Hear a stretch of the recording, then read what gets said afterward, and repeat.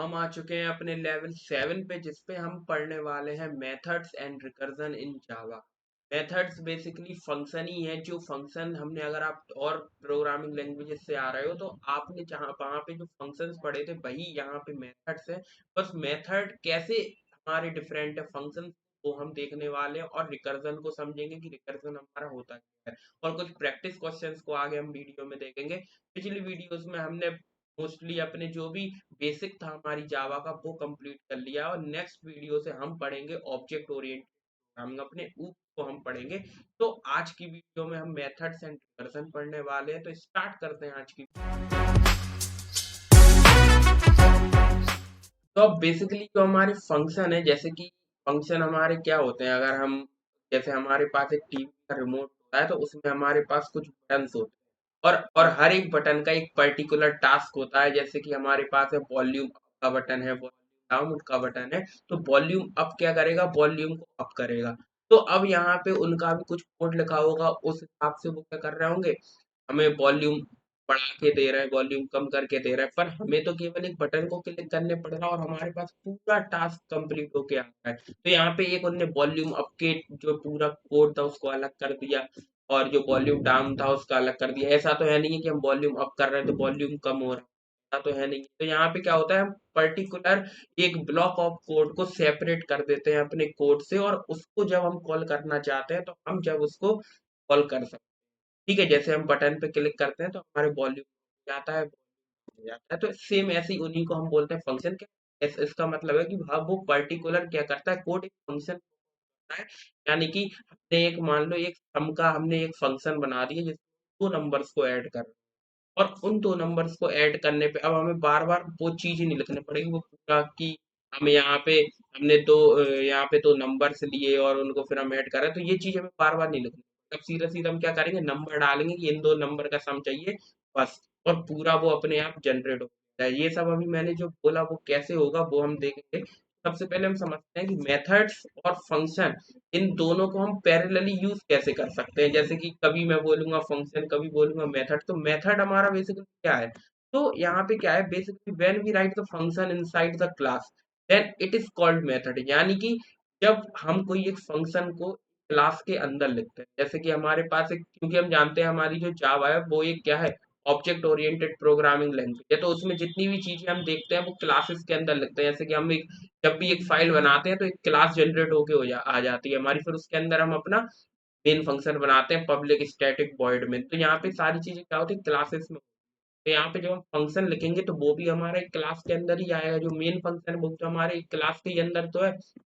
तो जब हम अपने एक फंक्शन को क्लास के अंदर लिखते हैं तो वो हमारा फंक्शन ना बोल करके हम उसे बोलते हैं मेथड। तो वही यहाँ पे लिखा हुआ है, since we know that Java is an object oriented programming language so we write the function inside some class, so we use the term method rather than।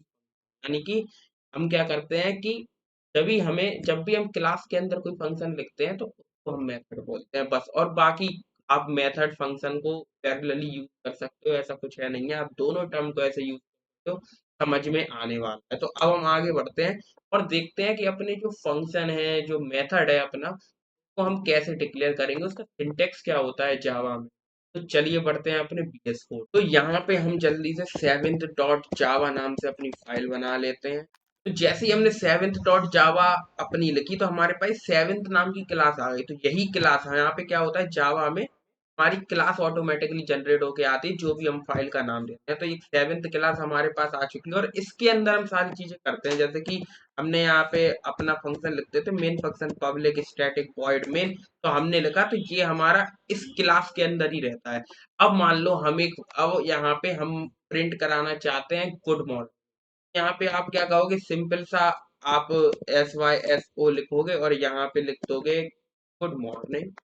तो हम जानते हैं जब हम इसे रन करेंगे तो ऑब्वियसली हमारे पास प्रिंट होके आएगा गुड, तो आ रहा है गुड मॉर्निंग। पर यहाँ पे अब मान लो हमें हर बार अब हमें यहाँ पे system dot out dot print L लिखना पड़ेगा, फिर गुड मॉर्निंग लिखना पड़ेगा। तो यहाँ पे ऐसा, ये तो छोटा सा कोड है, अभी जब हम बड़ा लिखेंगे तो उससे समझ में आएगा। अभी तो इतना समझो कि अभी हमारे पास क्या है, इस system dot out dot print L ये हमें बार बार लिखना पड़ रहा। तो यहाँ पे जब हम कॉपी करेंगे, अगर हमें दूसरी बार लिखना है तो फिर से हमें कॉपी करके पेस्ट करना पड़ेगा। फिर से हमें इसे कॉपी करके पेस्ट करना पड़ेगा। तो यहाँ पे हम क्या करेंगे, इस सिंटेक्स को, ये जो हमारा सिस्टम डॉट आउट है, इसको हम एक ही बार क्या करेंगे, एक फंक्शन के अंदर लिख देंगे, और वो फंक्शन हम डिक्लेयर कहाँ पे करेंगे, अपने मेन फंक्शन बाहर और अपनी 7th क्लास के अंदर। तो यहाँ पे ये जो क्लासेस के अंदर करेंगे, और यहाँ पे लिखेंगे स्टैटिक। स्टैटिक क्यों लिखा वो अभी आगे पता चलेगा। तो यहाँ पे स्टैटिक लिखेंगे, और अब हम लिखेंगे कि हमारा फंक्शन किस टाइप का है। अब हम डेटा टाइप यहाँ पे लिखेंगे। तो डेटा टाइप बेसिकली क्या होता है कि जैसे हमारा इंट है, फ्लोट है, कैर है, स्ट्रिंग है, तो ये सब हमारे होते हैं। पर यहाँ पे जब हमारा कोई भी रिटर्न नहीं करेगा फंक्शन, तो उस टाइम पे हम यहाँ पे void नाम का एक डेटा टाइप यूज करते हैं, जो कुछ भी रिटर्न नहीं करता। void का मतलब नहीं होता है खाली। तो जैसे यहाँ पे void मेन फंक्शन था, और स्टैटिक भी यहाँ पे लिखा था, तो यहाँ पे हम पब्लिक भी लिख सकते हैं। ये हमारा एक्सेस मॉडिफायर है, जिनको हम आगे पढ़ेंगे अपनी वीडियो में। तो यहाँ पे स्टैटिक void हमने अभी लिखा, और अब यहाँ पे मान लो हम अपने फंक्शन का कोई नाम रख सकते हैं। मान लो यहाँ पे हम नाम रख देते हैं हेलो। तो हेलो नाम का हमने एक फंक्शन बना लिया। फंक्शन को हम ऐसे पैरेंथेसिस अंदर, यहाँ पे हम कोई भी आर्ग्यूमेंट, अभी पैरामीटर्स नहीं दे रहा, और यहाँ पे हम ऐसे अपने फंक्शन को डिक्लेयर कर सकते हैं। अब इस फंक्शन को हम जो भी इसके अंदर लिखेंगे, जैसे हमने यहाँ पे लिख दिया गुड मॉर्निंग। तो यहाँ पे जब हमने ऐसे गुड मॉर्निंग लिखा, तो यहाँ पे ये हमारा फंक्शन बन चुका है, और इसके अंदर लिखा है गुड मॉर्निंग। अब इस फंक्शन को हम बार बार कॉल कर सकते हैं, बार हमें कॉल करना। तो हमने केवल एक बार इतना लिखा गुड मॉर्निंग, और ये system dot out dot println केवल एक बार लिखा। अब हम यहाँ पे जो हमारे फंक्शन का नाम है, इस पे क्लिक करके, जैसे कि हमारे पास वॉल्यूम अप के लिए या वॉल्यूम डाउन के लिए जो कोड था, उसको हमने एक यहाँ पे अपने एक बॉक्स के अंदर हमने रख दिया, एक कंटेनर के अंदर हमने रख दिया, ऐसे पैक करके। अब जब भी हमें वॉल्यूम को अप करना है, तो हम वॉल्यूम अप का बटन दबा देंगे। तो ऐसे ही यहाँ पे जब भी हमें गुड मॉर्निंग प्रिंट कराना है, तो यहाँ पे हम हेलो पे क्लिक कर देंगे, यानी कि हेलो को कॉल। अब कॉल कैसे करते हैं अपने फंक्शन को, वो हम देखते हैं। तो कॉल कैसे करते हैं, यहाँ पे सबसे पहले तो ये ठीक करें। हाँ, तो अब कॉल हम करते हैं हमेशा मेन फंक्शन, और कॉलिंग करने के लिए हम क्या करते हैं, यहाँ पे लिखेंगे हेलो, और यहाँ पे अपने पैरेंथेसिस लिख देंगे ऐसे। तो यहाँ पे ये हमारा हेलो कॉल हो जाएगा। तो जब हम इसको रन करेंगे, तो हमारे पास यहाँ पे गुड मॉर्निंग आएगा। अब हमें पूरा ये इतना बड़ा नहीं लिखना पड़ा, system dot out dot print ln. हम लिखेंगे हेलो, और हमारे पास ये प्रिंट हो। मान लो इसमें और भी चीजें होती, मान लो एक में हमारे पास प्रिंट होके आता हेलो, प्रिंट होके आता, ठीक है? और एक में हमारे पास आता, मान लो यहाँ पे 3 प्रिंट होके आती। तो यहाँ पे मान लो यहाँ पे आता लिख के वेलकम टू। तो यहाँ पे अब ये तीनों लाइन हमें केवल इतना सा, ये जो हेलो हमने क्लिक किया, तो इस हेलो को कॉल करने पर ये तीनों लाइन एग्जीक्यूट होंगी हमारी, ये तीनों लाइन। तो यहाँ पे जब हम इसको रन करेंगे, तो ऐसे रन नहीं करा जाता, यहाँ पे जैसे ऐसे रन करेंगे, तो अब यहाँ पे हमारे पास ये तीनों लाइन प्रिंट होके आएंगी। यहाँ पे गुड मॉर्निंग भी आया, हेलो भी आया, वेलकम टू वर्चुअल कोड भी आया।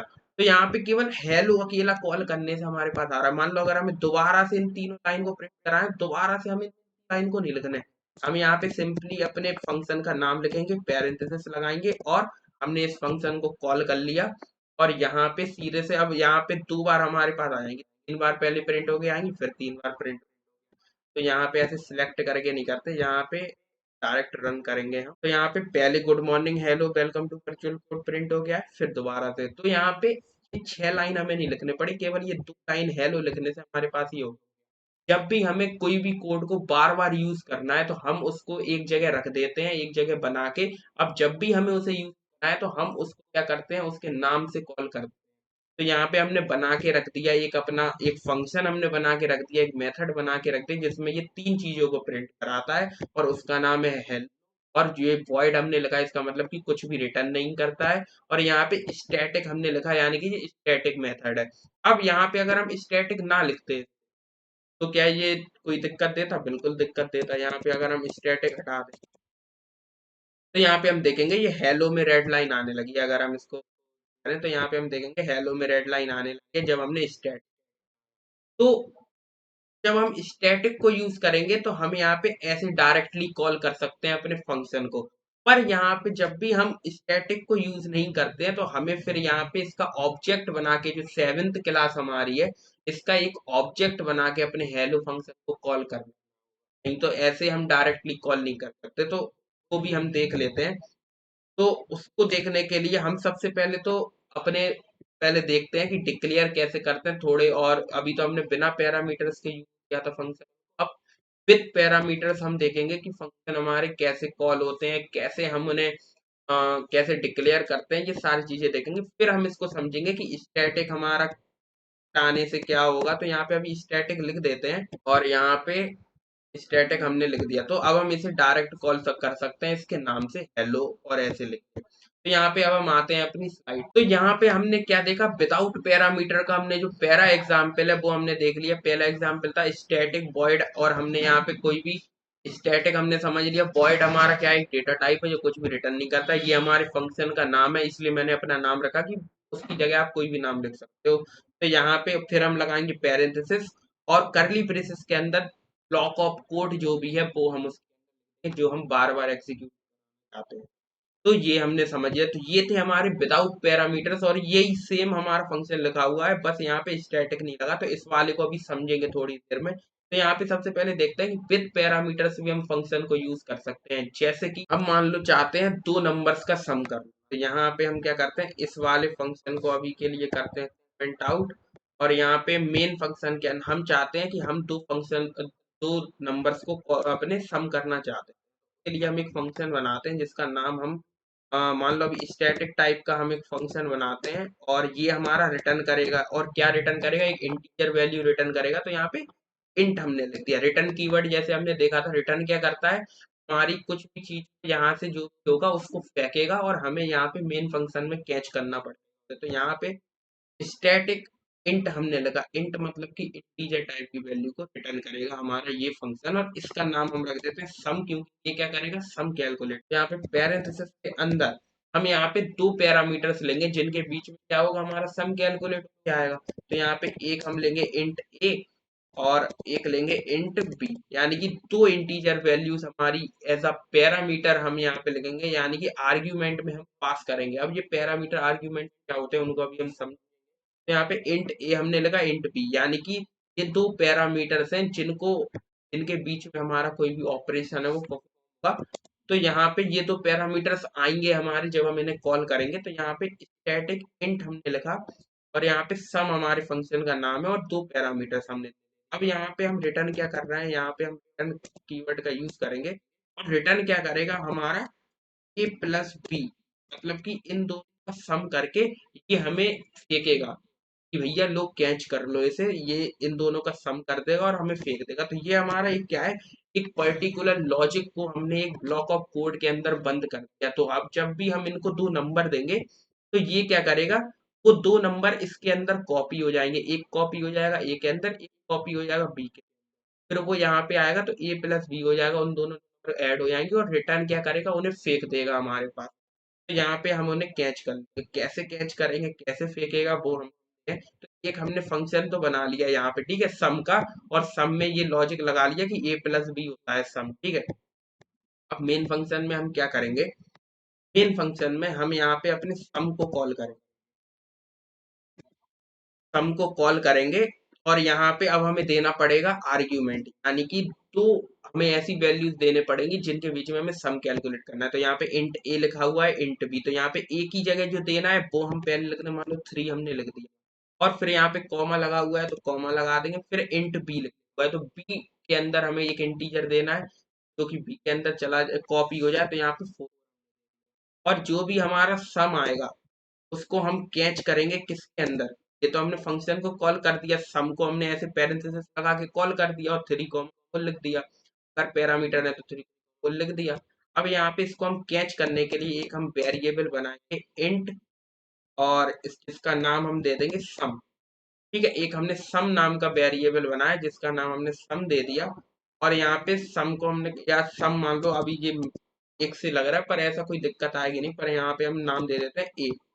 तो ये हमने एक वेरिएबल बना लिया जो क्या करेगा, यहाँ से सबसे पहले क्या होगा कि हम इस सम को कॉल करेंगे, ठीक है। अब इस सम को जब हम कॉल करेंगे तो यहाँ पे हमारे पास दो आर्ग्यूमेंट्स यहाँ पे हम दे रहे हैं 3, 4। तो यहाँ पे ये 3 हमारी कॉपी हो जाएगी ए के अंदर, 4 हमारा कॉपी हो जाएगा बी के अंदर। फिर यहाँ पे ए प्लस बी होगा, 3 + 4 होगा, आएगा 7। और फिर जो रिटर्न है वो क्या करेगा, इस 7 को जो कैलकुलेट होके आया वो हमें फेंकेगा वहां पे यहाँ पे हमने इसे कॉल किया है, तो यहाँ पे ये आ चुका है। अब इसको कैच कौन कर लेगा, ए, क्योंकि जो भी हमने यहाँ पे कॉल करेंगे उसका जो भी आउटपुट आएगा वो ए के अंदर स्टोर हो जाएगा, ए के अंदर असाइन हो जाएगा। और जब हम ए को प्रिंट कराएंगे तो हमारे पास इनका सम प्रिंट होके आएगा। तो यहाँ पे जब हम इसे कॉल करेंगे तो हमारे पास 7 प्रिंट होके आया है। तो यहाँ पे हमने क्या किया, यहाँ पे अब हम चाहे जितनी बार हमने ये लॉजिक लिख दिया, अब चाहे जितनी बार हम अपना सम चाहे जितने नंबर्स के लिए प्रिंट करा सकते हैं। जैसे कि हमने ये एक अपना कोड लिख दिया कि हाँ ऐसे सम को प्रिंट कराते हैं, हमने उसे बता दिया। अब यहाँ पे हम चाहे जितनी बार कॉल कर सकते हैं, ठीक है। 3,4 के लिए कॉल कर दिया, ऐसे ही हम और भी ऐसी सम को ऐसे कॉल कर सकते हैं। अब मान लो हम यहाँ पे डायरेक्टली भी कर सकते थे, यहाँ पे मान लो हमें रिटर्न का यूज नहीं करना, हम यहाँ पे वॉइड से भी कर सकते थे। और यहीं के यहीं हम यहाँ पे प्रिंट करा देते एस वाई एस ओ से, यहाँ पे ए प्लस बी को हम यहीं के यहीं प्रिंट करा देते। तो यहाँ पे अब हमें ये नहीं लिखना ये, और इसको हमें ना प्रिंट कराने पड़ते। तो यहाँ पे हम डायरेक्ट क्या लिखते हैं, सम को डायरेक्ट कॉल करते, कॉमा 3,4, और ये ए और बी जो आ रहा है ना यहाँ पे, ये कुछ नहीं है, बीएस कोड ऑटोमेटिकली जनरेट करके दे रहा है।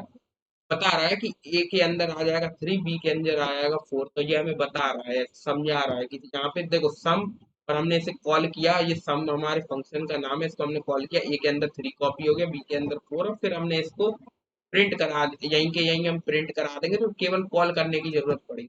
जब हम इसे रन करेंगे तो 7 प्रिंट आएगा, डायरेक्ट डायरेक्ट 7 प्रिंट है। और यहाँ पे हमने वॉइड लिख दिया क्योंकि ये कुछ रिटर्न नहीं कर रहा था। ऐसे ही हम मान लो यहाँ पे प्रिंट करा, अब यहाँ पे हमने सम को दोबारा से कॉल करते हैं, अब की बार हम यहाँ पे 1,2 के लिए हम कराते हैं कि 1 को हम ए के अंदर कॉपी कर देंगे, 2 को बी के अंदर, तो फिर भी हम अब इन दोनों का भी सम आ जाएगा। तो ऐसे हम क्या कर सकते हैं, डिफरेंट डिफरेंट वैल्यूज के लिए हम इन्हें कॉल करा सकते हैं। तो यहाँ पे इसे सिलेक्ट करके नहीं करना, अब यहाँ पे लगाएंगे हम, अब हमें यहाँ पे इनका प्रिंट सम आ जाएगा प्रिंट। ये तो ज्यादा बड़ी कोई बात है ही नहीं है इसमें, हमें समझ में आ चुका है कि कैसे कैसे करना है। 7 3 आ चुका है। अब यहाँ पे हमने इनको समझ लिया कि विद पैरामीटर्स हम कैसे अपने फंक्शन को देते हैं। तो यहाँ पे ये हम पैरामीटर्स को भी हम दे सकते हैं। तो अब पैरामीटर्स और आर्ग्यूमेंट क्या होता है, इन चीज को भी हम समझ लेते हैं। जो हम यहाँ पे फंक्शन के अंदर लिखते हैं, जो भी पेरेंट्स के अंदर जहाँ पे हम फंक्शन डिक्लेयर कर रहे हैं, उनके अंदर हम जो चीजें लिखते हैं, इंट ए इंट बी जो हमने लिखा, ये हमारे होते हैं पैरामीटर्स।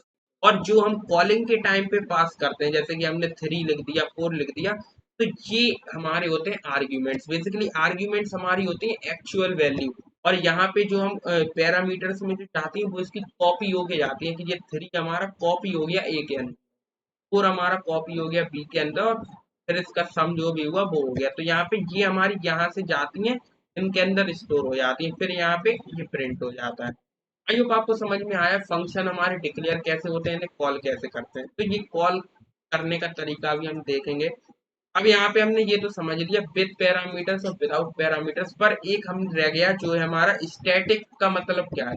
अब मान लो हम स्टैटिक के बिना अगर हम इस फंक्शन को लिखेंगे तो ऑब्वियसली हम जानते हैं यहाँ पे मतलब कि यहाँ पे रेड लाइन आ जाएगी। तो जब हम स्टैटिक हटाएंगे तो यहाँ पे इन सम में रेड लाइन आ चुकी है। तो अब इस सम को यूज करने के लिए हमें यहाँ पे एक ऑब्जेक्ट बनाना पड़ेगा, वो भी हमारी कौन सी क्लास के नाम का, 7th क्लास के नाम का, क्योंकि 7th क्लास के अंदर ही तो ये फंक्शन है डिफाइन। तो यहाँ पे एक 7th क्लास का हम एक ऑब्जेक्ट बनाएंगे। ऑब्जेक्ट कैसे बनाते हैं हमने देखा था, यहाँ पे एक 7, यहाँ पे लिखेंगे 7, और 7th लिखने के बाद एक हम लिखेंगे हम ऑब्जेक्ट का नाम। सबसे पहले हम लिखते हैं क्लास, यानी कि 7th क्लास का हमें क्या करना है, एक ऑब्जेक्ट बनाना है, जिससे हम क्या करेंगे, इससे हम यूज करेंगे अपने फंक्शन को, जो भी हमारी इस क्लास के अंदर है उस फंक्शन को हम ऐसे यूज, ओबीजे नाम से हमने एक ऑब्जेक्ट बना लिया। और यहाँ पे लिखेंगे न्यू, और न्यू 7th यहाँ पे लिखेंगे।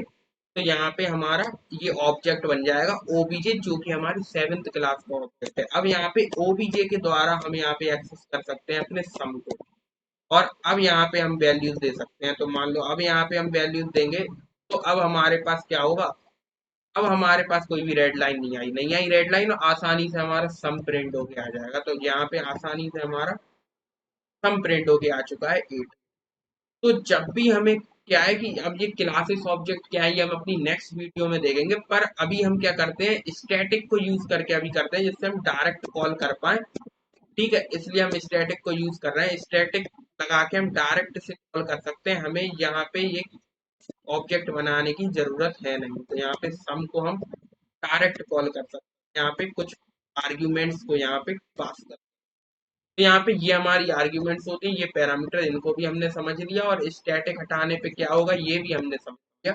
तो यहाँ पे फंक्शंस बेसिकली क्या होते हैं, अब यहाँ पे हम कुछ भी कोड लिख सकते हैं। मान लो कुछ भी, मान लो बड़ा कोड है यहाँ पे, एक हमने कोड लिख दिया कि यहाँ पे क्या होगा कि हम बहुत सारी चीजें कर सकते हैं। मान लो कोई हमने कोड लिख दिया, एवरेज निकालना है, हमने लूप्स निकालने का लिख दिया, या बहुत सारी चीजें कर दी, तो हमें वो चीजें बार बार नहीं करनी पड़ेगी, हम केवल उस फंक्शन को कॉल करेंगे, तो वही चीज जो उस फंक्शन के अंदर लिखा होगा जो सेपरेटेड कोड, वो हमारा पूरा एग्जीक्यूट हो जाएगा। तो ये हमारा होता है फंक्शन, इसलिए हम यूज करते हैं फंक्शन को।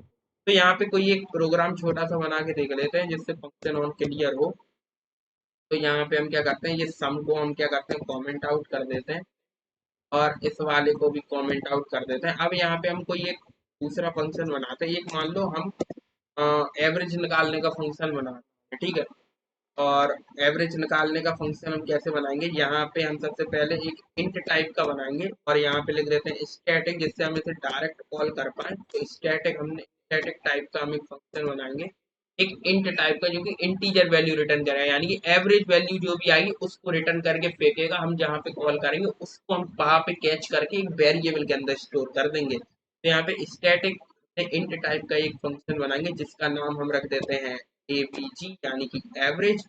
और इसके अंदर अब यहाँ पे क्या होगा, हम कुछ पैरामीटर्स दे देते हैं। मान लो कितनी वैल्यूज की हमें एवरेज चाहिए, मान लो हम 5 नंबर्स हैं, उन 5 नंबर्स का हमें एवरेज चाहिए, तो उन 5 नंबर्स को हम यहाँ पे इंट ए और कॉमा करके इंट बी, आप चाहे जितने पैरामीटर्स यहाँ पे लिख सकते हैं। हमने यहाँ पे 2 पैरामीटर ये लिख लिए, ऐसे ही हम सी डी ई भी लिख लेते। तो यहाँ पे हमने ये 5 पैरामीटर्स ले लिए, A B C D E. अब ये पांचों हम जब कॉल करेंगे वहां पे ऐसा आर्ग्यूमेंट पास करेंगे, और यहाँ पे अब हम इनका एवरेज कैसे निकालेंगे, तो हम जानते हैं एवरेज कैसे निकलता है। एवरेज हमारा निकलता है जब हम इन पांचों का सम करके उसे, जितने नंबर्स हमारे हैं, यानी कि ये 5 नंबर है तो 5 से हम उन्हें डिवाइड कर देंगे, तो एवरेज हमारा निकल जाएगा। तो यहाँ पे हम क्या करेंगे, यहाँ पे सिंपल सा हम यहाँ पे एवरेज निकाल लेते हैं और उसको हम रिटर्न कर देंगे। तो रिटर्न कर देते हैं डायरेक्ट एवरेज को।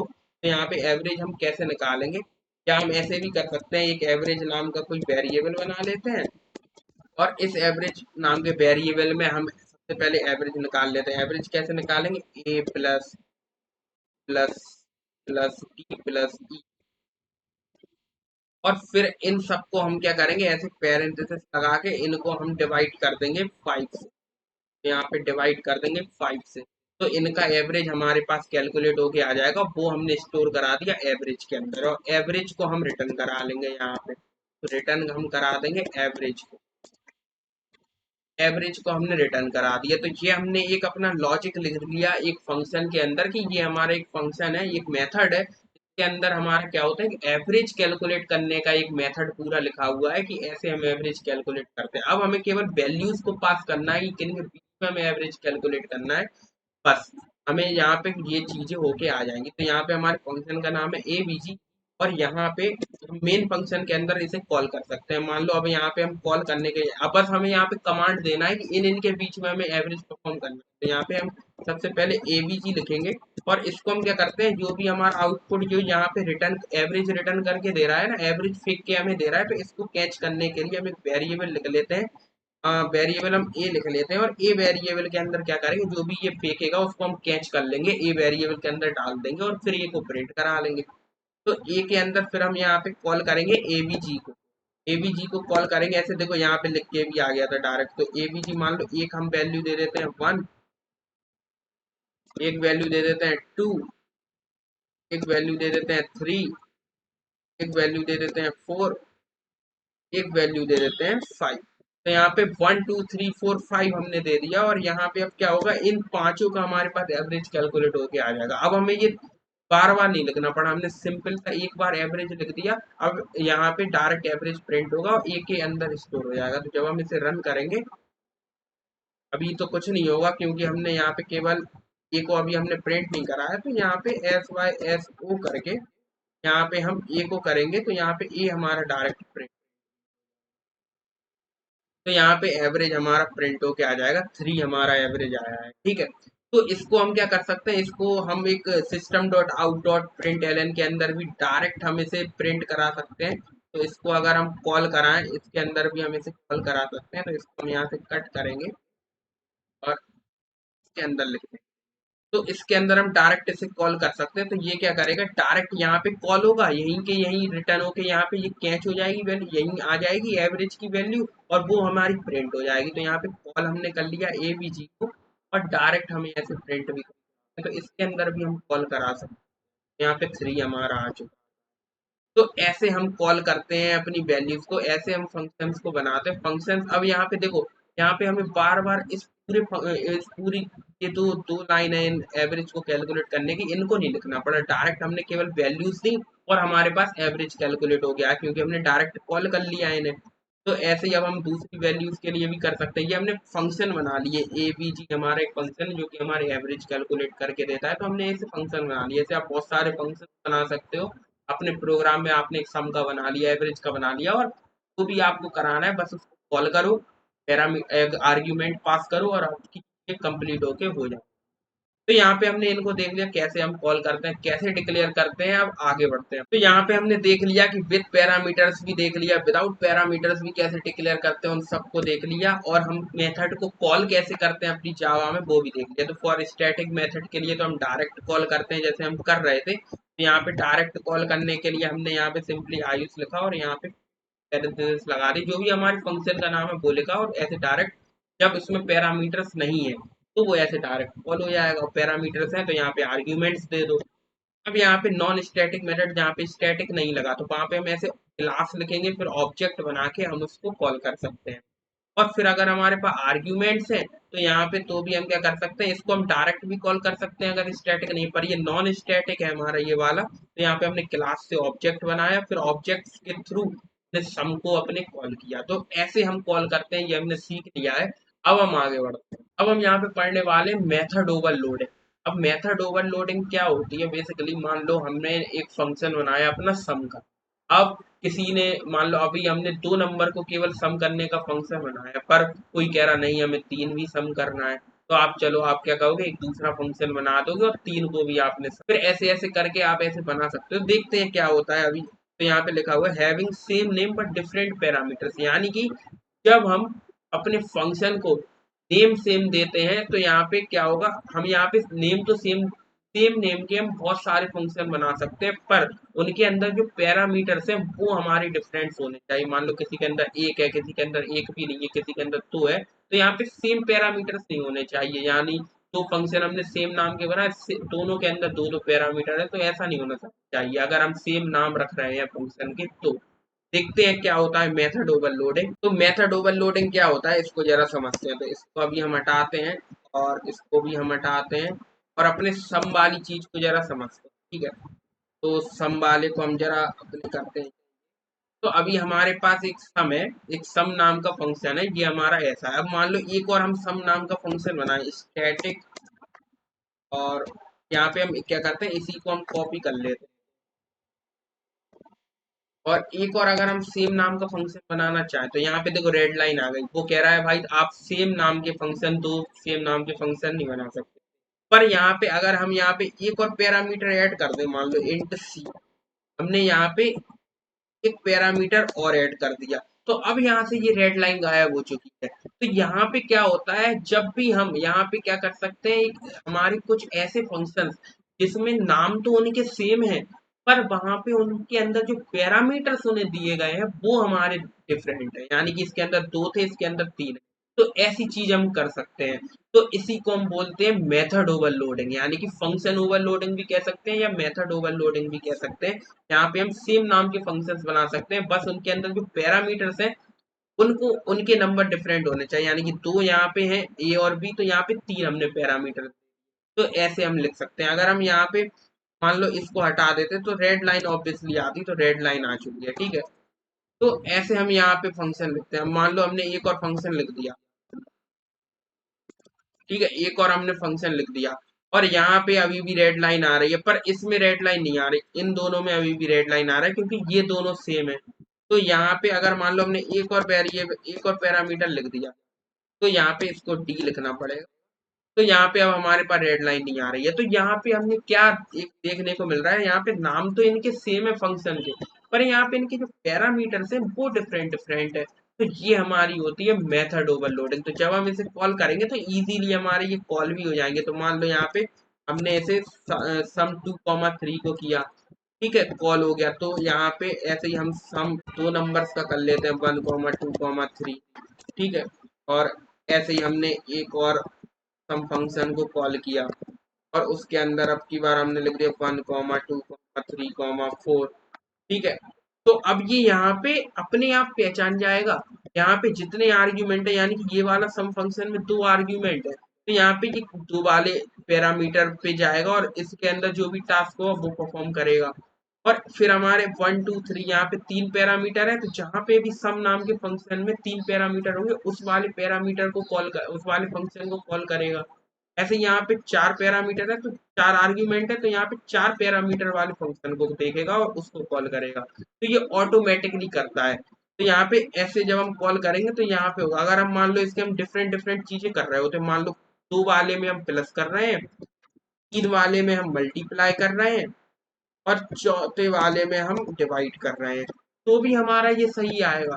ठीक है, तो हमारा क्या होगा कि दो जो पैरामीटर हमने दिए उसमें प्लस ही होगा, और तीन वाला जो है, तीन वाले में क्या लॉजिक लिखा हुआ है, तीन पैरामीटर वाले मल्टीप्लाई तो मल्टीप्लाई होगा, और इसमें डिवाइड लिखा हुआ है तो डिवाइड होगा। तो यहाँ पे बेसिकली हमने एक, यहाँ पे तीन लिख सकते हैं, नहीं तो अगर हम ए बी लिखेंगे तो यहाँ पे केवल ए और बी के बीच में मल्टीप्लाई होगा। तो इसको जब हम कॉल करेंगे तो हमारे पास डिफरेंट डिफरेंट आएंगी वैल्यूज। तो यहाँ पे पहले में 5 आई, दूसरे में 2 आई, तीसरे में 0 आई। तो यहाँ पे ए और बी को केवल कैलकुलेट कराया, हम यहाँ पे सी को भी कैलकुलेट करा सकते थे, डी। तो ऐसे हम कर सकते हैं, इन्हीं को हम बोलते हैं मेथड ओवरलोडिंग। यानी कि जब हमारे पास सेम नाम के फंक्शन है तो यहाँ पे हम क्या कर सकते हैं, सेम नाम के फंक्शन को यूज कर सकते हैं, पर वहाँ पे पैरामीटर्स डिफरेंट होने चाहिए। यानी कि आप एक पैरामीटर यूज कर सकते हो, या आप एक भी नहीं कर सकते हो, बहुत सारे कर सकते हो यहाँ पे, चाहे जितने पैरामीटर आप यूज। तो इसको हम बोलते हैं मेथड ओवरलोड। अब आप कहो कि यहाँ पे हम दो ही पैरामीटर रखना चाहें, पर अब की बार हम इसका डेटा टाइप बदल दें।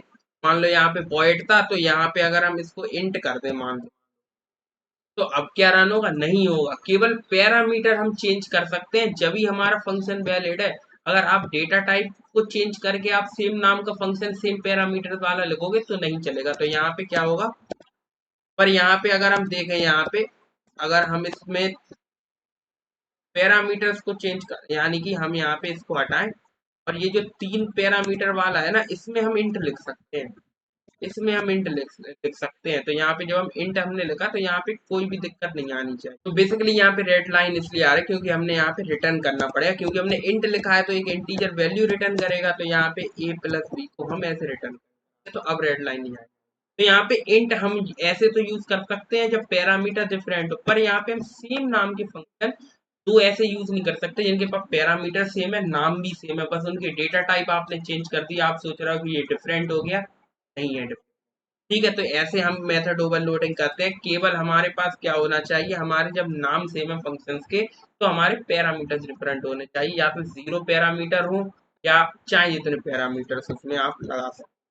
तो यहाँ पे हमने मेथड ओवरलोडिंग समझ ली। अब आगे बढ़ते हैं। अब यहाँ पे हमारा जो नेक्स्ट टॉपिक है वो है वेरिएबल आर्ग्यूमेंट्स, यानी कि वेर आर्क्स हमारे क्या होते हैं, वेरिएबल आर्ग्यूमेंट्स क्या होते हैं। ये बहुत ही हमारा बहुत ही तगड़ी चीज, इसको हम कैसे तो जरा देखते हैं। जैसे यहाँ पे हमने यहाँ पे डिफरेंट डिफरेंट चीजें लिखी थी, जैसे कि यहाँ पे अगर हम केवल सिस्टम SYSO लिख के और यहाँ पे A+B। अब यहाँ पे हमने क्या लिखा था, यहाँ पे जैसे यहाँ पे void लिख देते हैं, तो यहाँ पे हमारे तीन फंक्शन हमारे लिखे हुए हैं। तो अगर हमें दो नंबर्स को सम करना है तो हमने यहाँ पे दो नंबर को सम करने के लिए एक फंक्शन लिख दिया। अगर हमें तीन नंबर को सम करना है तो तीन नंबर को सम करने के लिए फंक्शन लिख दिया। चार नंबर को सम करना है तो चार नंबर को सम करने के लिए फंक्शन लिख दिया। पर क्या हमें इतने सम फंक्शन लिखने की जरूरत थी? नहीं है। हम यहाँ पे डायरेक्ट एक फंक्शन को लिख के हम चाहे इतने नंबर्स को सम कर सकते हैं, चाहे जितने नंबर आप डाल सकते हो उनका सम आ जाएगा। तो उसको हम कैसे करते हैं, इसको हम करते हैं कमेंट आउट। तो एक हम फंक्शन बनाएंगे स्टैटिक सम नाम से, एक हम फंक्शन बनाएंगे और इसका टाइप हम रख देते हैं void। यहाँ पे क्या करेंगे, यहीं के यहीं प्रिंट करा लेंगे या रिटर्न भी करा सकते हैं, तो यहाँ पे रिटर्न हम करा लेंगे। तो यहाँ पे इंट लिख लेते हैं। तो यहाँ पे सम नाम का हम एक फंक्शन बनाते हैं और अब इस सम नाम के फंक्शन में ऐसा क्या लिखेंगे हम इसके अंदर कि हम चाहे इतनी वैल्यूज को हम यहाँ पे प्रिंट करा सम करा सकते हैं। तो यहाँ पे हम एक एरे की तरह यहाँ पे एक चीज होगी, ये होगी हमने एरे अपनी पिक्चर में पढ़ी। तो यहाँ पे मान लो यहाँ पे हम ऐसे कर सकते हैं, जैसे कि हमें इंटीजर टाइप की बहुत सारी वैल्यूज का कोई भी काम परफॉर्म कराना है, तो यहाँ पे सबसे पहले इंट लिखेंगे और एक स्पेस देके यहाँ पे 3 डॉट लिखेंगे सबसे पहले अपने 3 डॉट। तो यहाँ पे 3 डॉट हमने लिख दिया, फिर हम लिखेंगे जो भी हमारे उसका नाम रखना चाहते हैं अपने पैरामीटर का, मान लो हमने ARR लिख दिया। तो अब यहाँ पे 3 डॉट लिखने के बाद ARR हमने लिख दिया और इसके अंदर हम क्या करते हैं, इसके अंदर हम अपना एक फॉर ईच लूप लगाते हैं। अब यहाँ पे ये जो हमारा ARR है ना, ये हमारा इतनी कि हमारा ये हमारा ऐसे यहाँ पे ट्रीट हो रहा है कुछ इस तरीके से। यहाँ पे जैसे हम यहाँ पे एरे को डिक्लेयर करते थे, तो एक प्रकार की ये हमारी क्या है, एक प्रकार की ये एरे के अंदर जितने भी एलिमेंट्स हम भेजेंगे आर्ग्यूमेंट में, हम वो सारे हमारे एरे के अंदर स्टोर हो जाएंगे और एक एरे हमें प्रिंट करानी है। तो एरे का सम करके हम प्रिंट करा देंगे। तो ऐसे यहाँ पे एक एरे की तरह यहाँ पे यूज होता है। तो यहाँ पे इसको हम बोलते हैं वेरिएबल आर्ग्यूमेंट, यानी वेरिएबल आर्ग्यूमेंट मतलब कि चाहे इतनी आर्ग्यूमेंट हम दे सकते हैं। आर्ग्यूमेंट हमारी क्या है, वेरिएबल है।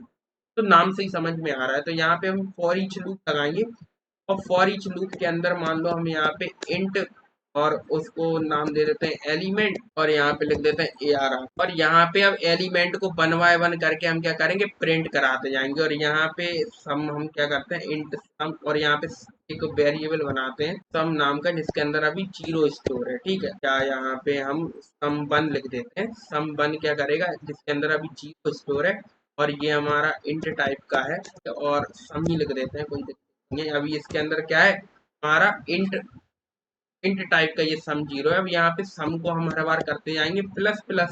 यहाँ पे हम क्या करेंगे, सम को सम में प्लस करते जाएंगे अपने एलिमेंट को। तो सम प्लस इक्वल टू हम एलिमेंट, यहाँ पे sum equal to sum plus element हमारा हो जाएगा। और फिर हम क्या करेंगे, फिर हम इस सम को रिटर्न करा देंगे। रिटर्न हम कराएंगे अपने फॉर ईच लूप के बाहर। यहाँ पे इसको कट करते हैं और इसके बाहर हम इसको रिटर्न करते हैं। तो यहाँ पे हमने ये लिख लिया और इसको हम फिर रिटर्न करा देंगे। ये हमारा सेम वैसे ही है जैसे हमने फॉर लूप वहां पे लिखा था ना, सम को प्रिंट करने के लिए एरे को जब हमने सम कराया था, तो ये हमने फॉर ईच लूप से कर लिया। फॉर ईच लूप में क्या होता है, पहले हम एक एलिमेंट देते हैं जो कि क्या करेगा, हमारी एरे में एक एक करके जाएगा और उसको वो लाएगा यहाँ पे, और एलिमेंट में हम सम को प्लस करते जाएंगे। पहले सम की वैल्यू 0 होगी, फिर यहाँ पे एक एक करके बढ़ती जाएगी सम की वैल्यू, और एलिमेंट अब यहाँ पे एलिमेंट की जो वैल्यू है वो सम में चली जाएगी। तो सम में अंदर जो वैल्यू है वो है एलिमेंट की, फिर एलिमेंट हमारा वापस आएगा, फिर उसमें सम होगा, सम के अंदर चला जाएगा। तो एंड में हम सम को रिटर्न करा लेंगे। और फिर यहाँ पे हम देखो, अब यहाँ पे जब हम सम को कॉल करेंगे, अब जब हम यहाँ पे सम को कॉल करेंगे तो यहाँ पे चाहे इतनी वैल्यूज हम दे सकते हैं। मान लो यहाँ पे हम 2 वैल्यू हम यहाँ पे दे दें 1, यहाँ पे 2 दे दी, 3 दे दी, 4 दे दी, 5 दे दी, 6 दे दी, 7 दे दी। तो यहाँ पे चाहे इतनी वैल्यूज का अगर हम सम कैलकुलेट करना चाहते हैं तो यहाँ पे सम कैलकुलेट होके आएगा और उसको हम कैच कर लेंगे यहाँ पे ए के अंदर, क्योंकि हम वहां पे क्या कर रहे हैं, एज अ फेक रहे उसे। देखो हमने यहाँ पे क्या किया, फेक दिया यहाँ पे सम को रिटर्न करके और यहाँ पे कॉल करके ए के अंदर कैच कर लिया। और जब हम ए को प्रिंट कराएंगे तो हमारे पास सम प्रिंट होके आएगा, जितनी भी हमने वैल्यूज लिखी, चाहे जितनी वैल्यूज लिख सकते हो, क्योंकि हमने यहाँ पे इसको एक एरे की तरह एक फंक्शन आर्ग्यूमेंट दे दी कि यहाँ पे 3 डॉट लिखी और ए आ रहा, तो इसको हम वेरिएबल आर्ग्यूमेंट है। इसको जब हम कॉल करेंगे तो इसका हमें सम कैलकुलेट होके आ गया जो कि है 27। आई होप आपको समझ में आ गया वेरिएबल आर्ग्यूमेंट्स क्या होते हैं। अब यहाँ पे मान लो हम कोई भी आर्ग्यूमेंट्स नहीं देते मान लो, ठीक है, तो यहाँ पे क्या आता, केवल हम सम को हमने डायरेक्ट ऐसे ही कॉल कर दिया, तो यहाँ पे क्या कॉल हो गया आता, यहाँ पे ये कुछ आता नहीं, इसके अंदर एरे के अंदर कोई एलिमेंट नहीं है, तो यहाँ पे सम की वैल्यू 0 होती, 0 हमारा रिटर्न हो जाता, ए के अंदर स्टोर हो जाता, ए को प्रिंट कराते तो 0 प्रिंट होके आता। तो यहाँ पे देखते हैं 0 हमारा प्रिंट होके आया है। तो इसको हम बोलते हैं वेरिएबल आर्ग्यूमेंट्स, यानी कि हम चाहे इतने आर्ग्यूमेंट्स दे सकते हैं अपने फंक्शन को कॉल करते समय यहाँ पे। तो यहाँ पे अब हम ऐसा नहीं है कि अगर हमें 3 नंबर को सम कराना है तो हमें यहाँ पे सबके लिए अलग अलग लिखने पड़ेगी। 2 नंबर सम कराने के लिए हमने अलग लिखा फंक्शन, 3 को अलग लिखा, 4 के लिए अलग लिखा। तो यहाँ पे हम सिंपल सा एक फंक्शन बना के उसके अंदर हम सारी चीजें कर सकते हैं। बस आपको एरे के मेथड्स पता होना चाहिए जो हमने अपनी पिछली वीडियो, तो वेरिएबल आर्ग्यूमेंट्स हमें समझ में आ गई। तो यहाँ पे जो मेथड्स और फंक्शन है वो हमारे सारे क्लियर हो चुके हैं, हमें समझ में आ चुके हैं। अब हम आगे बढ़ते हैं और रिकर्जन को समझते हैं। यहाँ पे वेरिएबल आर्ग्यूमेंट्स में लिखा भी है कि ARR is available here as a int और पैरेंथेसिस, मतलब कि स्क्वायर ब्रैकेट्स लगे हुए हैं ARR, यानी कि एरे की तरह काम। और यहाँ पे लिखा है we can call it with zero or more argument. यहाँ पे हम इस फंक्शन को कॉल कर सकते हैं जीरो आर्ग्यूमेंट से या फिर बहुत सारी आर्ग्यूमेंट। तो हमने वेरिएबल आर्ग्यूमेंट समझ लिए। अब हम बढ़ते हैं अपने इस लेवल के नेक्स्ट टॉपिक की तरफ जो कि है हमारा रिकर्जन। तो रिकर्जन हमारा क्या होता है जावा में? बेसिकली रिकर्जन हमारा होता है जब हम एक फंक्शन के अंदर किसी दूसरे फंक्शन को कॉल करते हैं, यानी कि एक फंक्शन अपने खुद को ही अब बार बार कॉल करता है, तो उसको हम बोलते हैं रिकर्जन। जैसे कि फॉर एग्जांपल अगर आपको मैथमेटिकल इसे मैं समझाऊं कि क्या होता है रिकर्जन, तो उसको जरा देख। अगर हम रिकर्जन को मैथमेटिकल समझने जाए कि रिकर्जन हमारा होता क्या है, तो अभी तो यहाँ पे सिंपल सा लिखा हुआ है कि when a method of function calls itself then that function और method is called recursive function and this process is called recursion. तो यहाँ पे जब एक फंक्शन किसी दूसरे मतलब कि खुद को ही कॉल करता है, जब एक function when a function called itself, तो वो हमारा होता है रिकर्जन। पर यहाँ पे मैथमेटिकल अगर हम इसे समझे क्या होता है रिकर्जन, तो यहाँ पे मान लो हमारे पास एक फंक्शन है, एक्स की वैल्यू मान लो हमारे पास एफ एक्स हमारा है। यहाँ पे इसको चेंज करते हैं, ये दिख ही नहीं रहा हमें, तो यहाँ पे रेड ले लेते हैं। तो यहाँ पे अब क्या होगा, यहाँ पे मान लो हमारे पास एक फंक्शन है और इस फंक्शन की वैल्यू क्या है, ये हमें क्या करके देता है, ये एक्स स्क्वायर करके देता है हमें, ठीक है। ये हमारा एक फंक्शन है, ये फंक्शन हमने पढ़े होंगे कैसे हमारे यूज होते हैं। अब इस फंक्शन को हम क्या करते हैं, हमारा फंक्शन तो एक्स स्क्वायर है। अब यहाँ पे हमें दिया हुआ है सॉल्व करने को कि हाँ आप हमें वैल्यू बताओ एफ ऑफ एक्स की। तो अब यहाँ पे ये हमारा क्या है, एफ ऑफ एक्स, यानी कि हमारे फंक्शन के अंदर भी फंक्शन है, ठीक है। तो अब यहाँ पे क्या होगा कि ये जो एफ ऑफ एक्स है उसके बाहर भी हमारा एक एफ ऑफ एक्स है। तो अंदर से स्टार्ट करते हैं हम सॉल्व करना। तो यहाँ पे सबसे पहले हम एफ एक्स को सॉल्व करेंगे। तो एफ एक्स हमारा है एक्स स्क्वायर, तो एफ एक्स की जगह हम लिख देंगे एक्स। एफ एक्स की वैल्यू कितनी है, एक्स स्क्वायर, तो यहाँ पे लिख दिया हमने एक्स। अब यहाँ पे एफ एक्स स्क्वायर की वैल्यू हमें लिखनी है। तो यहाँ पे एफ एक्स की जगह, यहाँ पे एक्स की जगह हम क्या रख देंगे, एक्स स्क्वायर रख देंगे। तो यहाँ पे इसकी वैल्यू क्या हो जाएगी, ये एफ एक्स है, इसकी वैल्यू क्या हो जाएगी, एक्स स्क्वायर। तो यहाँ पे एक्स की वैल्यू कितनी है, एक्स स्क्वायर है एक्स की वैल्यू, तो यहाँ पे एक्स स्क्वायर और यहाँ पे फिर स्क्वायर हमने लिख दिया, यानी कि इस एक्स की जगह हमें रखना है एक्स स्क्वायर। समझ में आ रहा होगा, आई होप आपने अगर थोड़ी सी भी मैथमेटिक्स पढ़ी हो, आप इंजीनियरिंग कर रहे हो तो आपको आ रही होगी। यहाँ पे जब हम इसको सॉल्व करेंगे तो यहाँ पे एक्स की पावर 4 आ जाएगा। तो ये होता है हमारा रिकर्जन, यानी कि जब भी एक फंक्शन के अंदर कोई दूसरा फंक्शन को हम कॉल करते हैं, यानी कि यहाँ पे हमने हमारे पास एक ऑलरेडी फंक्शन था, एक एफ एक्स फंक्शन था, पर इसके अंदर एक और अंदर एफ एक्स था। तो सबसे पहले एफ एक्स को हमने एक्स स्क्वायर रखा, फिर एफ एक्स स्क्वायर को दोबारा से कॉल किया। तो यहाँ पे एक्स की जगह हमने रखा एक्स स्क्वायर, और एक्स स्क्वायर को फिर हमने, इसकी वैल्यू क्या थी, एक्स स्क्वायर थी, तो यहाँ पे एक्स का 4 हो गया, एक्स की पावर 4 हो गई। आई होप आपको समझ में आया होगा। ये हमारा होता है रिकर्जन। अब इसको हम यूज कैसे करते हैं अपनी प्रोग्रामिंग में, वो हम देखते हैं। तो यहाँ पे हमारा एक फंक्शन बना हुआ है फैक्टोरियल का। तो फैक्टोरियल जब हम यूज करते हैं तो वो हमारा बेसिकली क्या होता है, फैक्टोरियल हमारा एक रिकर्जन से हम इसे सॉल्व कर सकते हैं। तो यहाँ पे सबसे पहले रिकर्जन को लिखने के लिए हम सबसे पहले लिखते हैं एक बेस केस। कब तक हमें अपने फंक्शन को कॉल करते जाना है, एक लिमिट तो होगी। यहाँ पे हमें अपने फंक्शन को कॉल करना रोकना है कि यहाँ पे हम अंदर ही कॉल करते जा रहे हैं, कॉल करते जा रहे हैं, तो फिर तो वो इनफाइनाइट चला जाएगा। तो यहाँ पे इसको कभी तो रोकना पड़ेगा। तो यहाँ पे फिर क्या होगा, एक बेस केस हम लिखेंगे, जब हमारा n इक्वल टू 0 हो जाए या हमारा n हमारा 1 हो जाए तो रिटर्न कर दो 1, और नहीं तो रिटर्न करो। यहाँ पे अब कैसे हमने यहाँ पे यूज किया, तो यहाँ पे n का मल्टीप्लाई हम कर देंगे फैक्टोरियल n-1, यानी कि यहाँ पे हमने फंक्शन को दोबारा से कॉल कर दिया। अब की बार पहले n पैरामीटर के लिए यूज हुआ था, n आर्ग्यूमेंट के लिए, अब यहाँ पे n-1 हमने आर्ग्यूमेंट दे दी। तो अब n-1 के लिए पूरा रिकर्जन चेक, पूरा फंक्शन चलेगा।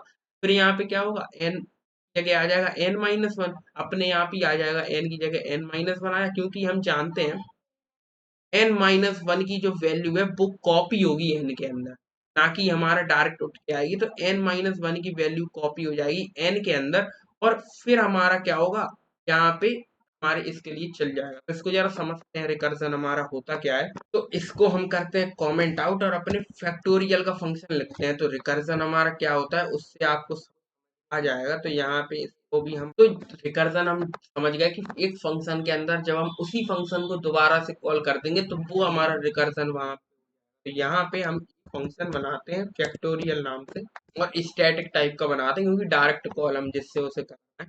तो स्टैटिक नाम का हम एक फैक्ट नाम का फंक्शन बनाते हैं जो कि हमारे फैक्टोरियल कैलकुलेट करके देगा, और इसकी वैल्यू होगी, ये हमारा होगा इंट टाइप, ये इंटीजर हमारा रिटर्न करेगा। तो यहाँ पे अब आप एक चीज देख रहे होगे कि यहाँ पे जो हम डिक्लेयर कर रहे हैं वो हम क्लास के अंदर कर रहे हैं, और जो भी हम कॉल कर रहे हैं वो मेन फंक्शन। तो ये याद रखना। अब पैरामीटर्स में हम यहाँ पे देंगे कि किस नंबर का हमें फैक्टोरियल कैलकुलेट करके देना है। तो यहाँ पे इंट एन हम लिख देते हैं, ठीक है, पैरामीटर में एन दे दिया। अब यहाँ पे सबसे पहले हम लिखेंगे बेस केस। यहाँ पे बेस केस क्या होगा, जब हमारा मान लो किसी ने 2 का फैक्टोरियल मान लिया, 1 का फैक्टोरियल मांग लिया, तो वहां पे हम रिटर्न करके दे देंगे 1, एक बेस केस हमने लिख दिया। तो बेस केस हम लिखेंगे इफ के अंदर, तो यहाँ पे लिखेंगे इफ एन इक्वल टू हमारा क्या है, 0 है, और यहाँ पे और ऑपरेटर लगाएंगे या हमारा 1 हो, तब हमारे पास आप रिटर्न करके दे दो 1, ठीक है। नहीं तो फिर हमारा रिकर्जन चलाओ कि यहाँ पे फिर आप रिटर्न करके दो हमें हमारा सबसे पहले एन, और फिर मल्टीप्लाई करके दो हमारा फैक्ट, यहाँ पे लिख देंगे n-1। यानी कि अब इसको जरा ध्यान से समझना, n के अंदर मान लो हमें 5 का फैक्टोरियल निकालना है, तो n के अंदर आ जाएगा यहाँ पे, तो यहाँ पे 5 हमारा आ चुका, क्योंकि 5 ना तो हमारे 0 के बराबर है ना 1 के बराबर है, तो इस इफ के अंदर तो वो जाएगा नहीं। अब वो आएगा यहाँ पे, तो n के अंदर आ गया 5, और फैक्ट अब यहाँ पे 5 आ गया, 5 मल्टीप्लाई, और यहाँ पे फिर n के अंदर आ गया 5। तो अब ये 5-1 यानी कि फैक्ट अब हमारा कॉल होगा 4 के लिए। यहाँ पे 5 के लिए अभी हमने फैक्ट को कॉल किया था, अब यहाँ पे ये 4 के लिए कॉल होगा, तो 4 हमारा n के अंदर कॉपी होगा। फिर यहाँ पे 4 हमारा 0 बराबर नहीं है तो इफ के अंदर नहीं जाएगा, 1 के बराबर नहीं है तो भी इफ, फिर वो यहाँ पे आया। तो अब यहाँ पे क्या हो चुका है, यहाँ पे तो 5 था, ठीक है। अब यहाँ पे आ चुका है 4, मतलब कि 5 हमारा था, तो अब यहाँ पे हमारा 4 आ गया। तो यहाँ पे 5 तो हमारे पास पहले से, तो वहां पे आ जाएगा यहाँ पे 4, तो 4 का 5 में मल्टीप्लाई हो जाएगा, फिर 4 × 5 हो गया। अब यहाँ पे क्या होगा, यहाँ पे हम फिर से, अब क्या होगा, n-1 के लिए आएगा, तो यहाँ पे 4 × 5 हमारा जो भी आया वो हमारे n के अंदर यहाँ पे आ चुका है। अब यहाँ पे फैक्ट n-1 यानी कि अब यहाँ पे n की वैल्यू अभी हमने 4 पास की, 4-1 यानी कि अब 3 जाएगी, तो अब 3 के लिए दोबारा कॉल होगा। तो ऐसे रिपीटेडली चलता जाएगा, अपने आप ही में कॉल होता जाएगा। तो इसी को हम बोलते हैं रिकर्सन। और जब हम इसको कॉल करेंगे, फैक्ट को हम कॉल करते हैं, और इसके अंदर मान लो हम 5 की वैल्यू, 5 का फैक्टोरियल निकाल, और इस फैक्ट को हम डायरेक्ट प्रिंट करा लेंगे, SYSO से लिखते हैं 5। यहाँ पे फैक्ट 5 को कॉल करेगा और यहीं के यहीं प्रिंट करा देगा, ठीक है। जो भी रिटर्न होके क्या आएगा, इसका फैक्टोरियल। तो जब हम इसको कॉल करेंगे तो हमारे पास 120 प्रिंट होके आ चुका है इसका। तो इसको हम आइटरेशन से भी बना सकते हैं, अपने लूप को यूज करके भी इसको बना सकते हैं, पर रिकर्जन से ये ऐसे बनेगा एक लाइन में। यहाँ पे केवल हम रिटर्न करेंगे यहाँ पे, और एक बेस केस अपना लिखेंगे और रिटर्न कर देंगे इनटू फैक्ट n-1। तो यहाँ पे ये क्या करेगा, सबसे पहले n के लिए वो पूरा चलेगा हमारा जो फंक्शन है, फिर वो दोबारा n-1 के लिए कॉल होगा, फिर वो n-2 के लिए, n-4 के लिए, ऐसे कॉल होता जाएगा, और जब तक वो n बराबर 0 ना हो जाए, n बराबर 1 ना हो जाए, तब तक ये हमारा रिकर्जन होता रहेगा। और हमारे पास प्रिंट आ चुका है। तो ये होता है हमारा रिकर्जन। तो हमने यहाँ पे अपने जो मेथड्स हैं और अपने रिकर्जन है वो हमने बहुत अच्छे से समझ लिया है। अब कुछ प्रैक्टिस क्वेश्चंस करते हैं जिससे हमें ये जो दोनों टॉपिक है वो अच्छे से समझ में आए। तो चलिए बढ़ते हैं प्रैक्टिस क्वेश्चंस की तरफ। अब प्रैक्टिस क्वेश्चंस हमारे थोड़े अच्छे हैं जिनको हम देखेंगे। तो यहाँ पे right a Java method for storing the 5 subjects marks of student. क्या करना है, एक मेथड बनाना है जिसमें हम क्या करें, हम स्टूडेंट के मार्क्स हम क्या करें, स्टोर करा पाए। तो वो हम कैसे बनाएंगे देख। तो इस क्वेश्चन को करने के लिए हम क्या करते हैं, यहाँ पे अपना प्रैक्टिस क्वेश्चन 1 डालते हैं। और अब इस क्वेश्चन में बेसिकली हम करना क्या चाहते हैं कि यहाँ पे हम जैसे कि हम एक फंक्शन बना लें जो कि क्या करे, हमें हमारे नंबर्स को एक लड़के की एरे या कोई स्टूडेंट है तो उसके नाम की एरे में उसको डाल दे, उन नंबर्स को उसके नाम की एरे में डाल। तो अब हमें बार बार हमें ऐसा नहीं करना पड़े कि हम बहुत सारे बच्चे हैं सबको एक एक करके सबके नाम के एरे में हम नंबर्स डाल।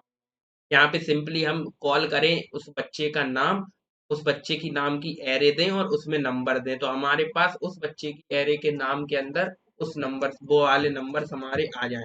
तो वो हम कैसे बनाएंगे, तो हम कुछ कॉल क्या करेंगे, यहाँ पे कॉल हम सबसे पहले क्या करेंगे, यहाँ पे एक हम एरे बनाएंगे। उस बच्चे का नाम हम दे देते हैं, मान लो अभी के लिए आयुष देते हैं। और यहाँ पे फिर हम एरे को डिक्लेयर कैसे करते थे, यहाँ पे लिखते थे न्यू और फिर लिखते थे इंट। और इसके अंदर हमें जितने मार्क्स वाली एरे चाहिए, मान लो 5 मार्क्स वाली एरे चाहिए, तो हमने एक एरे बना ली।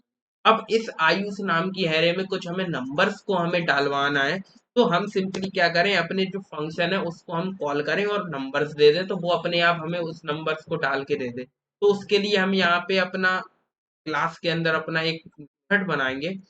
तो उस मेथड को हम सबसे पहले बनाएंगे स्टैटिक, जिससे हम डायरेक्टली कॉल कर पाए, और उसका नाम हम दे देते हैं मान लो और वो है हमारा वॉइड टाइप का जो कि कुछ रिटर्न नहीं करेगा, यहीं के यहीं डाल देगा नंबर। और अब यहाँ पे हम पेरेंट्स के अंदर क्या लेंगे, सबसे पहले हम एक एरे लेंगे पैरामीटर में, कि आर्ग्यूमेंट में एक एरे पास होगी, उस एरे के बच्चे के अंदर हमें मार्क्स डालना है, उस बच्चे की एरे के मार्क्स हमें डालना है। तो यहाँ पे सबसे पहले एक एरे लेंगे और यहाँ पे हम कोई भी नाम रख सकते हैं एरे का, क्योंकि ये हमारी एक एरे रहेगी, कोई भी एरे रहेगी।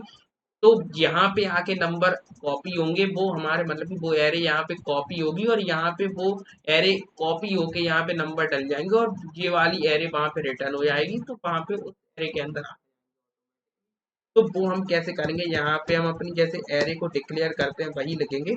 और एक स्टूडेंट नाम से हम एक एरे यहाँ पे पैरामीटर ले लेंगे, तो यहाँ पे एक स्टूडेंट नाम की हम एक एरे ले लेंगे, ताकि यहाँ पे नाम रख लिया हमने पैरामीटर का स्टूडेंट नाम की एरे। और यहाँ पे नंबर हमारे 5 है, तो यहाँ पे इंट ए लिखते हैं, इंट बी लिखते हैं, इंट सी लिखते हैं, इंट डी लिखते हैं, इंट ई लिखते हैं।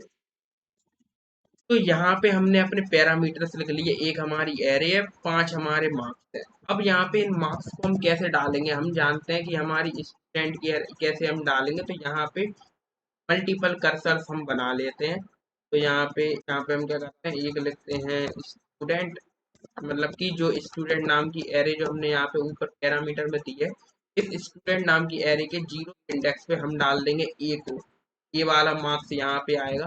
तो यहाँ पे लिखा होगा जो यहाँ पे जो यहाँ पे जो एक एक करके हम डालते हैं, तो यहाँ पे इन्हीं को हम कॉपी करते हैं और यहाँ पे इसके फर्स्ट इंडेक्स पे बी को डाल देंगे, सेकंड इंडेक्स पे, थर्ड इंडेक्स पे डी, फोर्थ इंडेक्स पे। तो अब क्या होगा, हमें ये चीज लिखने नहीं पड़ेगी बार बार की मार्क्स हमें हर स्टूडेंट के उसकी एरे को डालने, एरे के अंदर डालने के लिए हम ऐसे लिख रहे हैं बार बार, ये हमें नहीं करना पड़ेगा, डायरेक्ट हम डाल देंगे, या हम इसे लूप से भी कर सकते थे, पर यहाँ पे हम डाल देंगे, ठीक है।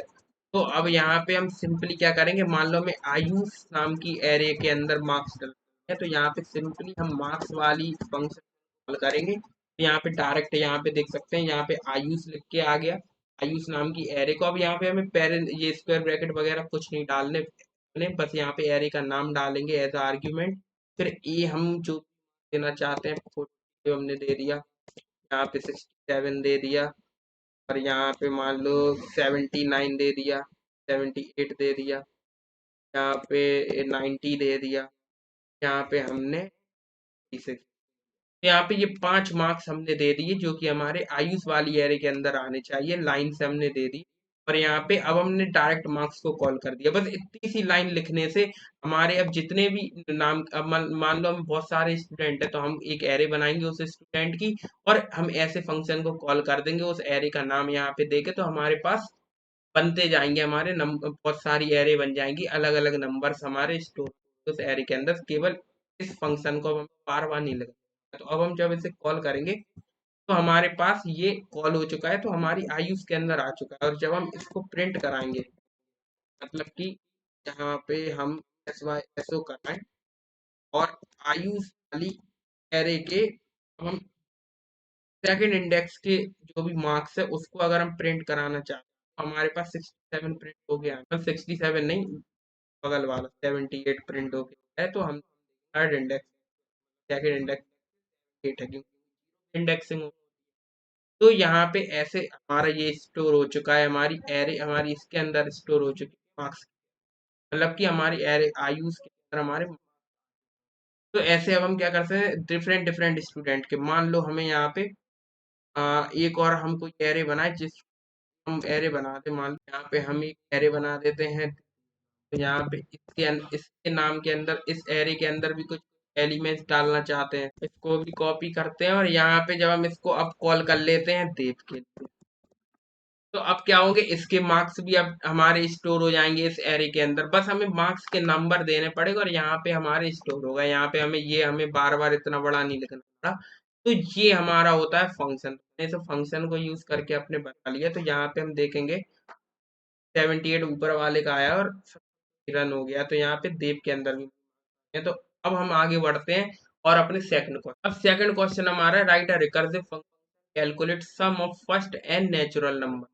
अब यहाँ पे sum of n natural number हमें निकालना है कि एन नेचुरल नंबर का हम सम कैलकुलेट करके देना है रिकर्जन के थ्रू। देखते हैं इसको, फंक्शन को हम जो प्रैक्टिस का ये वाला फंक्शन है इसको हमने कर दिया कमेंट आउट। यहाँ पे लिखते हैं प्रैक्टिस क्वेश्चन, पर यहाँ पे अब हमें करना है कि सम निकालना है हमें एन नेचुरल नंबर्स का। तो यहाँ पे एन नेचुरल नंबर जो भी है वो यहाँ पे हम रिकर्जन में लिख देंगे, मतलब कि पैरामीटर आर्ग्यूमेंट में पास होगा कि यहाँ तक के नंबर्स का हमें सम कैलकुलेट करके देना है। तो बहुत ही सरल है, कुछ ज्यादा बड़ा है नहीं। तो यहाँ पे हम स्टैटिक लिखेंगे और स्टैटिक यहाँ पे इंट टाइप का, यहाँ पे सम नाम का एक यहाँ पे लिख लेंगे और यहाँ पे नेचुरल नंबर, और यहाँ पे एक पैरामीटर आएगा इंट एन नाम से, जो कि क्या करेगा, वहां तक का हमें एन नेचुरल नंबर का सम यहाँ पे क्या देना है।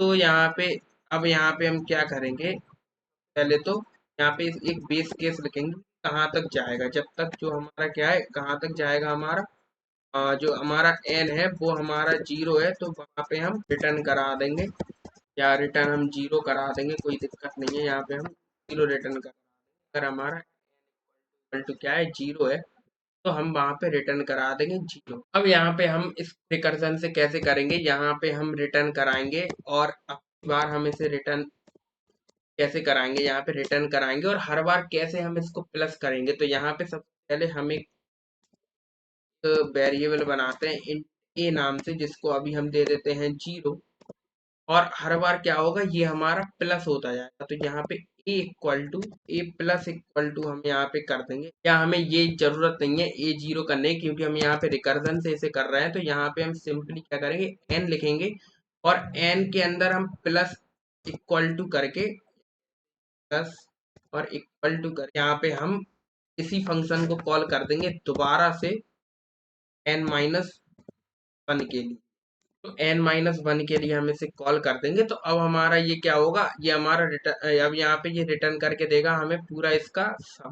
तो जब हम यहाँ पे इसको कॉल करेंगे, करते हैं कमेंट आउट और यहाँ पे हम इसको कॉल कर लेते हैं। हमारे फंक्शन का नाम है सम, सम को हम कॉल करते हैं और हम direct S Y S O करते हैं, डायरेक्ट यहीं के यहीं ये प्रिंट हो जाए। और यहाँ पे मान लो हमें 50 नंबर का सम कैलकुलेट करके चाहिए, या अभी हम 5 लिखते हैं, तो हमारे पास 15 है। तो 15 कैसे आया देख, तो यहाँ पे 5 है। अब इन पांचों का अगर हम सम कैलकुलेट करके देखें, यहाँ पे जब हम इनका सम करेंगे तो 5 प्लस 4 हो जाएगा 9, 9 प्लस 2, 9 प्लस 3 हमारा क्या हो जाएगा 12, 12 प्लस 2 हो जाएगा हमारा 14, और 14 प्लस 1 हो जाएगा 15। तो हमारे पास एन नेचुरल नंबर्स का हमारे पास सम आ जाएगा। तो यहाँ पे हमने इसे रिकर्जन से कैसे किया, यहाँ पे हमने एक बेस केस लगाया एन बराबर 0, और यहाँ पे रिटर्न हम क्या करा रहा है, n plus equal to sum n minus one, यानी सम को अब एन माइनस वन के लिए।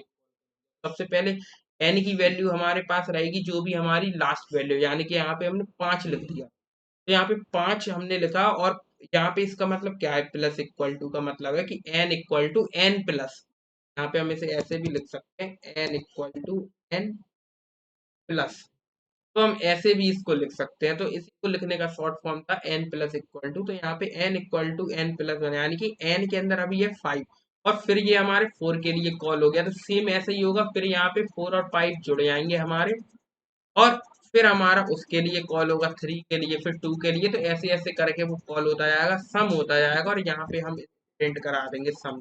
यहाँ पे मान लो अगर हम ऐसे अब 60 के लिए प्रिंट करा, तो 60 के लिए भी प्रिंट हो जाएगा, तो यहाँ पे 60 तक कितने कैलकुलेट होके आएंगे वो यहाँ पे 1830 आ रहा है।